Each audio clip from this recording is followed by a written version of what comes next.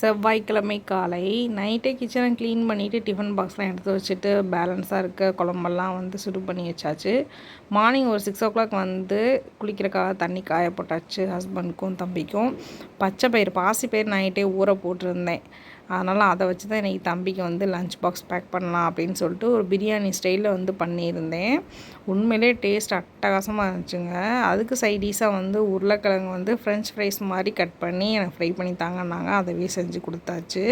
மார்னிங்கே இந்த பிரேக்ஃபாஸ்ட் தான் வேணும் அப்படின்னு சொல்லிட்டு தம்பியும் ஹஸ்பண்ட் கேட்டனால அவங்களுக்கு இதுவே பரிமாறி கொடுத்தாச்சு. அதுக்கப்புறம் தான் டீ போட்டேன். டீயெல்லாம் போட்டு முடிச்சுட்டு கிச்சன் ஹாலு வீடு ஃபுல்லாக க்ளீன் பண்ணியாச்சு. இன்றைக்கி செவ்வாய் உரை வந்து விளக்கு போடணும் அப்படிங்கிறதுக்காக க்ளீன் பண்ணிவிட்டு நானும் குளிச்சுட்டு வந்துட்டு நிலவாச கதவுக்கும் வந்து பூ பொட்டுலாம் வச்சு ரெடி பண்ணியாச்சு. அப்புறம் அத்தைக்கும் எனக்கு வந்து உப்புமா செஞ்சு நாங்கள் சாப்பிட்டோம். இன்றைக்கி டே வந்து சூப்பராக போயிட்டு பாய்.